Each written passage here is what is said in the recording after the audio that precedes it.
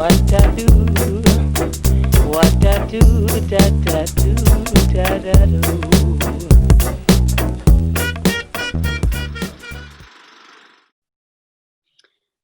Hey everyone, I am just talking to Dan Howard from creative agency Valiant Design, and we thought it'd be a really good idea to talk to Dan because he is really good designer, but he really understands all marketing strategy, particularly digital, and he can give you guys a really good understanding of exactly what copywriters need to bear in mind when they're working with a designer, which, you know, is really easy to get wrong, and getting the balance right is really important. So this is Dan. Hello. And I'm going to be grilling him, and we're going to just be having a chat. So I guess, Dan, what I was thinking, number one, I think that often there can be a gap between copywriters and designers where they don't really work together as cohesively as they could, and that can lead to problems. Do you agree? I do, definitely. Yeah, it always just amazed me how many projects are approached where the copy and design are sort of, you know, separate activities, they're separate streams, and it's just not the best way to work. You know, ultimately a project that has both things going on in it, they need to be working together, it needs to be collaborative. You know, the design is there to, I'm going to be controversial, but for designers, but you know, content is king at the end of the day. You know, design is something that, you know, provides the optimal way of displaying content and getting a message across to the end user. You know, and therefore it needs to understand the design needs to work with the copy to present that message. So yeah, definitely. Yeah, it's weird how many people just don't realise that they work together, and you kind of, I think it's that thing of writing copy without even having any input on how the design's going to look or how it's going to come across, and for the designer too, so you're kind of both working blindly, and it's a really definitely. And the classic thing of, like, you know, we'll have situations where we'll do design concepts that then aren't shared with the copywriters, like you say, you know, who are working on the same project. They then write a bunch of copy which simply doesn't work with the design. So the client might say, "Oh, we love this design, let's go with it." Then we give them the copy, and we're like, "Well, we're going to pretty much have to start from scratch now because this content is incompatible with the design." So it's crazy to me that, you know, whoever's working on the copy isn't given sight of that as early as possible in the process.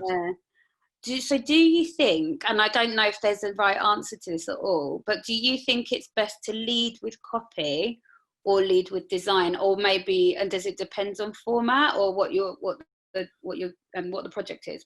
It does depend on format, but I think by and large, yeah. I mean, the content is. It's rare that content is entirely visual. You know, if there's any sort of, you know, entirely visually driven without any messaging, you know, ultimately there's messaging there. I think the format, so I specialize particularly in digital, so in websites in particular, we always say, and it's amazing how rarely this happens in reality, but we always say, you know, please get copy sorted first before, you know. So we'll start a project with a client and we'll say, you know, okay, where's your content at, you know, for this website? And the answer is usually, oh, well, we haven't looked at that yet. But, you know, we can't, if we're actually looking at putting together designs for it, you know, it really has to be led by the copy, because as I said before, it's, you know, the design is there to, you know, serve the content. It's about engagement. It's about capturing the user's attention. It's about making their journey as easy as possible, the rest of it. But at the end of the day, there's a story to tell or a message to put across, you know, or some kind of conversion to make in that website or marketing piece. And the design, you know, has to kind of enhance that message, basically. So here's a question. I'm just thinking as you're saying that, do you think that all designers understand that? No. I don't either. So I think there's, like, I would call it like the curse of Laura Bibson. So anyone that's not familiar, designers use this kind of random pseudo-Latin text to just fill in like placeholders. So we do our designs, and it's full of this Laura Bibson placeholder text. And, you know, the classic thing is that, of course, it's optimized for the best visual design without any sort of consideration of, you know, so I think at least being aware of asking, and it works both ways, at least being aware of asking the question. I think the point is, if you work in design, or if you're a copywriter, the main thing I'd say is like, ask the question, you know, what is the format? How is this being shown? What are the objectives both ways? Because without that, it's working blind. Two-way street. So what do you think is the biggest thing copywriters need to bear in mind about design when they're writing the copy? You're sitting down to write it. What considerations about design need to come into your head? So design, again, it's hugely format dependent, but actually in terms of basic principles of good design, it's like hierarchy driven. I always think that it's like, you know, there's a sort of, you know, there are levels of hierarchy where it's like, this is the key information, this is the information that backs it up, these are things which are functional or action based or, you know, supplemental. But at the end of the day, our job as designers is to create a clear visual language that distinguishes those, you know, without consistency, without that hierarchy and that sort of format, you know, people are totally lost. You know, if you have key messaging appearing in 5 different styles throughout, and you want someone who's you know, consuming that content to always be aware of what the most important stuff is, you know, you've got to be consistent. So I would say to copywriters, it's like, you know, write in mind of that sort of hierarchy. You know, I think it helps to think visually as much as possible when writing, and you know, they're really different. I understand they're totally different, you know, things, but actually it helps enormously to think, okay, even if you find an example of like how would this page potentially appear, you know, and what sort of hierarchy is involved in that. But it's interesting because I don't think of myself as a visual thinker in that way, but I really understand it's that kind of skill you have to learn if you're a copywriter, and I guess it comes easier to others. Trying like envisaging how that copy is going to look on a page is something that comes more easily to some people and not as others. So sometimes people just might have. Oh, I've lost your sound. Oh, am I back? You're back. Okay. Cool. Okay, so confession time. What do copywriters do that really annoys you? So many things now. Where do I begin? Honestly, I think probably the number one thing that comes up is just writing too much copy. Yeah. It's like, where am I going to fit all of this? Where is it going? And you know, like brevity is hard. You know, it's like it is. You know, it can. You know, it gets harder. That, you know, the less words, fewer words. There you go. I'm not a copywriter, but the fewer words you have to play with, you know, the harder it, you know, is to sort of define. But then that's the skill, isn't it? And I think, you know, what we come up against so often is just way too much copy, and especially on the web. You know, speaking from my sort of area of expertise, is time and time again we're given like just a giant amount of copy to put on a web page, and people simply don't have that attention span. So I think it's the awareness of, you know, it's not just from a design point of view, the overall. So speaking kind of strategically is like, you know, there are things you want to achieve on a web page or in a marketing, you know, some sort of printed marketing material, and you've got to get to that point as quickly as possible. And that's both in terms of, not from a designer's point of view, it's like, don't make someone scroll forever to get to, you know, or, you know, whatever it is, or don't make someone sort of hunt for something. But from a copy point of view as well, it's just like, gosh, get to the point. You can always back it up. You can always back it up with more information later. But I think, probably the bugbear is being sent like, oh yeah, we've got this web page. Here's 3 pages of A4 in Word, you know, for a copy for that web page. So totally. And that's I mean, I think that's so. Do you find that copywriters can push back against that, or generally that it's sometimes I think some people, like, you know, especially, again, I know I'm sort of focusing on digital, you know, is my area, but particularly in digital, you know, it is a more specific skill set sometimes under, you know, sort of almost a subset. It's one that's incredibly important for people to know, obviously, given the vast majority of sort of copy use in marketing at the moment. But you know, we can end up, I think the best situations is when, you know, again, it's that collaborative thing. It's like we can offer advice and say, okay, you know, actually in our experience and with testing and the rest of it, we know that there's an optimum amount of copy to be shown on the page, you know, that works with this design and whatever. And, you know, people take that on board. Every now and again, you get someone who's really precious about their copy and won't. It's relatively rare, but yeah, sometimes. Yeah. Could imagine.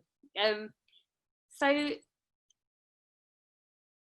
how important, can we talk about wireframing for a sec? Because I know we recently did a project with you when we were wireframing. So how important is wireframing as a part of the process, and when could you just explain to when you would wireframe and when you wouldn't, and where a copywriter should come into that process?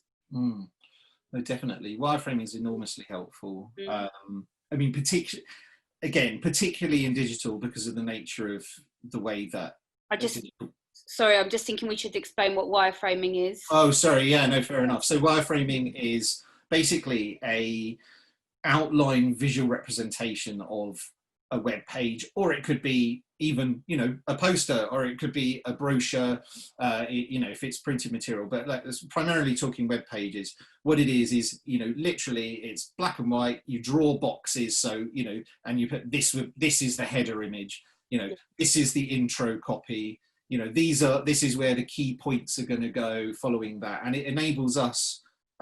It's so immensely important and useful in the process, because it enables us to, as designers, to establish the sort of format, hierarchy, and flow of the page.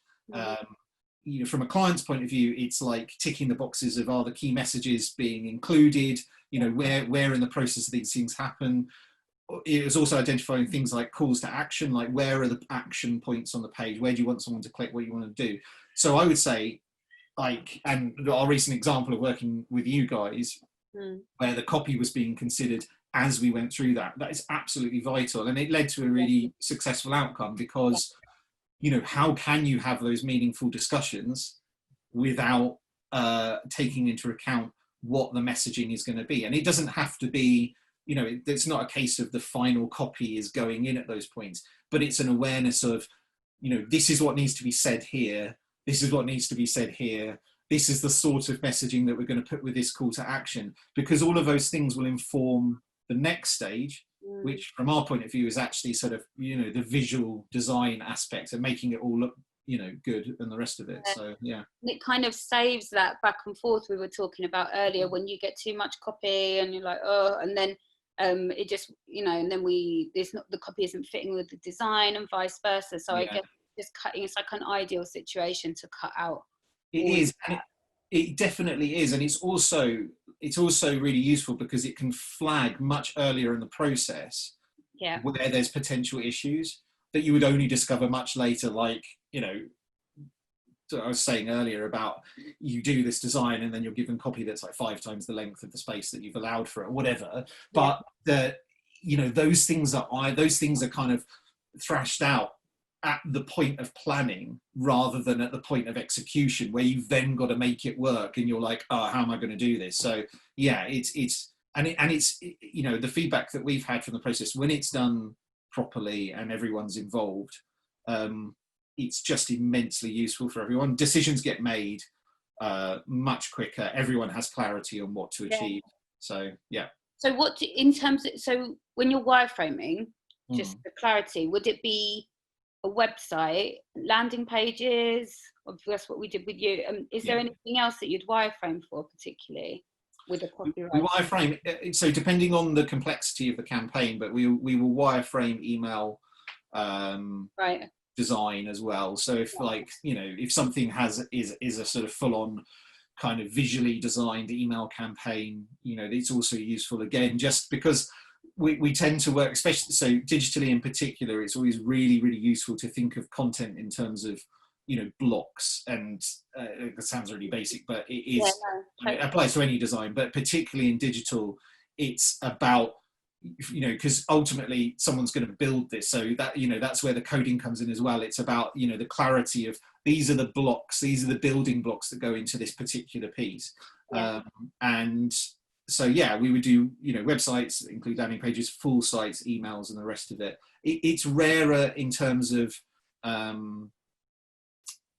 print stuff, although it does happen, with big projects, sometimes like brochures and things like that, where there's a commitment, like it's such a big undertaking. If you've got a 40-50 page brochure, you're going to essentially sort of black and white wireframe it first to make sure that stuff is accounted for, and that sort of thing. So yeah, it's just useful all around, basically. And wireframes these days, like the wireframing tools that are available out there, the one I use with you guys, there's stuff that's interactive and it's shareable. So, you can do it online, you can have multiple editors, you could have the copywriter, the client, the designer, all making notes and stuff on it. It becomes this kind of, we call it the single source of truth in the agency. So it's like, at the start of the project, you have a single source of truth. Everyone knows where they stand. This is it. This is what we're all working from.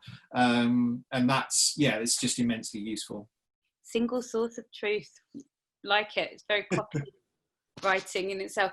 Is, and I know, because I think working with you on that was really cool, because it showed me how best to work. I think it's just kind of best practice, I think, isn't it? And it's always a learning. I think designers and copywriters, it's always learning curves, how best to work with each other, because two really different disciplines in some ways, in many ways, and wireframing just seems to solve a lot of those problems. What was the program called? I've forgotten.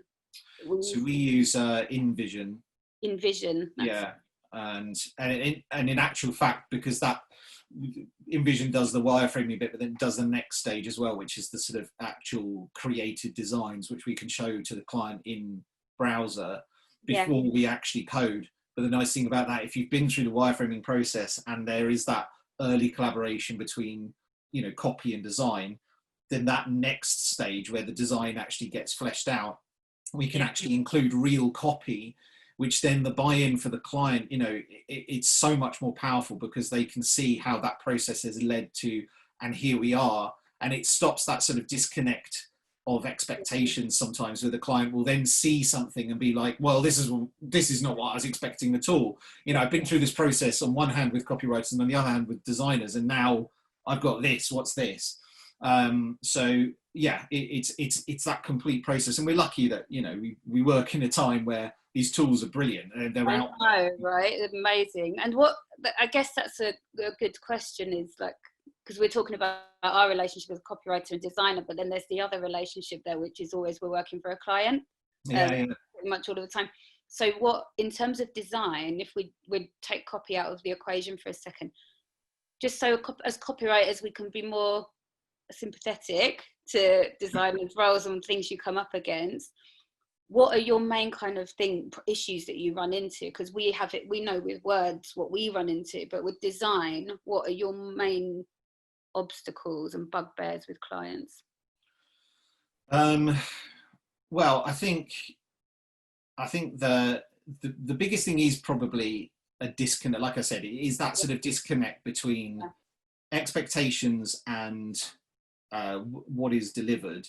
And it's, with the best will in the world, sometimes, you take a brief, you ask the questions, we go through the process, and we have things in place that attempt to, as best as possible, kind of avoid that disconnect at any point. Like, let's be really, really clear about what we want to achieve with this. It still happens sometimes, and that's just usually, sometimes information just isn't shared. Goalposts change, and I think I don't know what it's like for you guys, but you can find that you present something at a point where the client's goals have changed, and there's a sort of expectation on their part that, well, you just kind of roll with it, like, well, everything has to change now because it's changed. And it's like, well, we do actually have to kind of go back to the drawing board. I think, and you know, in my opinion, like my own personal experience, I think that it does exist with copywriting for sure, but in my experience with design, and I feel like design's even more emotive for people. yeah.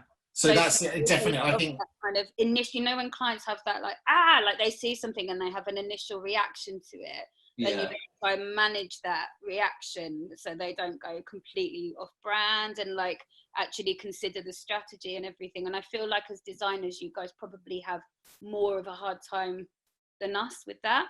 Yeah. Oh yeah, no, definitely. Yeah, we have it really, really tough. No, I think actually, yeah. To be fair, so yeah, if we look at the like the purely kind of creative side of it, it is difficult because at the end of the day, everyone's a designer. Yeah. That's what we always say. Yeah. Everyone's a designer, and you know, it's so subjective. Yeah. It's so full of opinion, you know, good and bad, biased or otherwise. And there can be times that are deeply frustrating where you can, you know, you can go through a process that is based on strategy and research, and it's taken into account, you know, personal preferences and things that resonate with people. And then you'll still get someone who turns around and says, I don't like that color, or I don't like that. And, you know, you as a designer, you have to sort of roll with that. You know, it's hard sometimes if there's no kind of, I span both sides because I am definitely a bit technical as well. So I get a bit scientific about it. I'm like, well, there's no good scientific reason why you shouldn't like that. You know, okay, I get it. You don't like that color, but it's when that gets in the way of what we're achieving as an end goal. Obviously, everyone wants to, you know, we want clients to love what something looks like.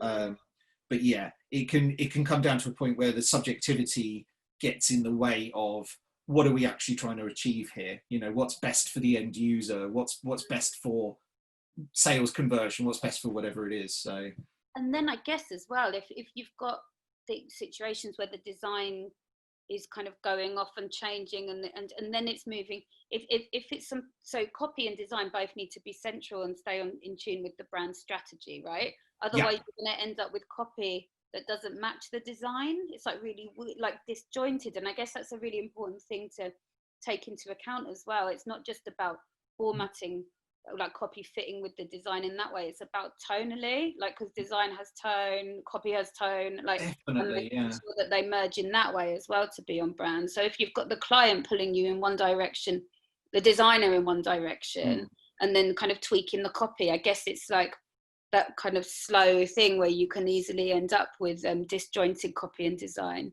Definitely. Yeah, definitely. And I mean, so when we undertake branding projects, they always, you know, for us, brand isn't, it's not, you know, you say brand and a lot of people think logo.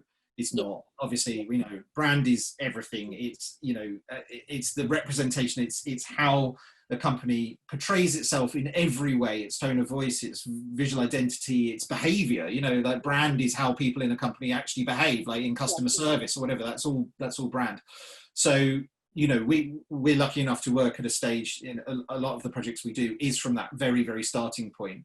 And it's worth saying, even though that we're primarily, you know, we're design driven, it's all about the messaging. You know, we establish, before we get anywhere near design, we're establishing at least top level tone of voice, you know, what messaging is, how you talk about yourself, because as you say, that tone of voice can be visually represented. It's the choice of imagery, it's the choice of colors, it's the font you pick, even, you know, the typography is all about that tone of voice. And we've been through exercises. We've got quite a funny exercise where it's like how you can take a brand, you know, call it exactly the same, just make up a company name, and you know, you change the colors, typography, and the stuff that goes around it, and you know, it's the point that the logo actually really is this tiny part of this overall, of which copy is so important, you know. And you can dramatically change the feel of a company even though it's called the same thing, and it, you know, whatever. So yeah, no, absolutely, it's hugely important. Yeah, it's interesting.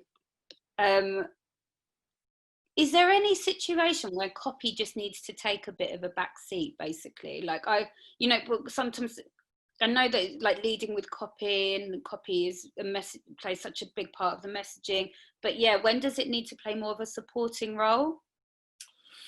Yeah, that's interesting. I mean, I guess like a specific example I can think of would be, so like in wayfinding, like on websites. So, really good supporting role for copy is that, we would want to visually guide a user through a journey on a website. And let's say like e-commerce is a classic example. So, it's very visually driven. Let's say that it's fashion or it's food and drink, something that's really visually beautiful. Okay. Now, it's so about the visuals because people engage immediately with the look of things, but the copy plays this really important supporting role just to underline that. It's like, it's to enhance and keep that tone. And then again, it's like the other way around. It's like you're saying, the tone of voice can inform the design. Well, in that sense, the design, the look of the products, the look of the whatever, however that's working, then informs the tone of voice that's being used. And it can be things like, they're overlooked often, but they're so important. It's like, how do you label navigation? What do you call pages on a website? It's not like, it's a classic example of the difference between contact as a page name or get in touch. Now that's a basic and pretty enough example, but it's like, one is entirely descriptive and pretty cold, and the other is inviting and it's a kind of an action. And it's that sort of thing where that supporting role is really, really important. What do you put on buttons, on call to action? What do you put on, it would still work with just like click here, but what if it said something that just enhanced that experience a little bit more? So no, that's a really good example. That's what I was thinking. Yeah, it's funny, like, and I think with social, it's really interesting, like particularly things like Instagram, just seeing, like, there's so many videos and ads as well, and I just barely even read the copy, and I just buy something just because of like visuals are really important. But then there's a little bit of copy you probably take in subliminally, but it is, there are places where visuals are just like take the lead. So lastly, I was just going to ask you about messaging hierarchy. I know we've spoke about it quite a bit, but are there any extra tips in terms of how copywriters can approach, maybe, I mean, in terms of copy, we say, that you lead with like, so let's take a web page, you lead with an instant clarity headline, and then there's a supporting description, etc. Is there anything else design-wise that copywriters can take into account with that? I think so. On the one hand, I think it's like we touched on earlier, like when someone's writing that, when a copywriter is writing that copy, the most useful thing to a designer is that that copywriter is making it really, really clear in the copy what that hierarchy is. Yes. And I mean, it sounds silly, but it's actually, sometimes it's as simple as how the document is formatted, like literally. I mean, that's being like, it's really important. It's really important. So if anyone sort of like, anyone learning copywriting, it's like, if we get a document where everything's in exactly the same size font, even if there's some sort of guidance on this is a heading or this is whatever, but they're all the same size and everything's like a mix in, it's very, very hard for us as visual people to get a snapshot glance of immediately. I can look at that and be like, if it was structured with different sizes and things, I could see immediately that's and there that is design. That's the funny thing. So a copywriter does, to an extent, need to be a designer, in as much as that formatting is so incredibly important. So do you think that copywriters, do you think that copywriters should learn basic design? And how far should they go into that? I think so.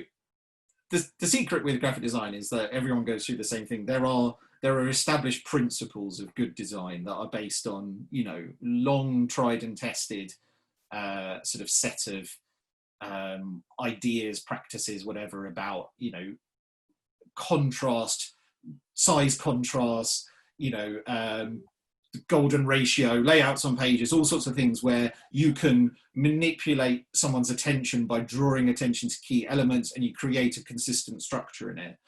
I think an understanding of those principles, I don't think you have to learn design, but I think an awareness and an understanding of the principles of visual hierarchy, which at the end of the day is the basis of good design, is immensely useful. But also the nice thing is to take it further with a truly, like, projects that push the boundaries and do something really fun and break the rules a bit. You have to know the rules in order to break them.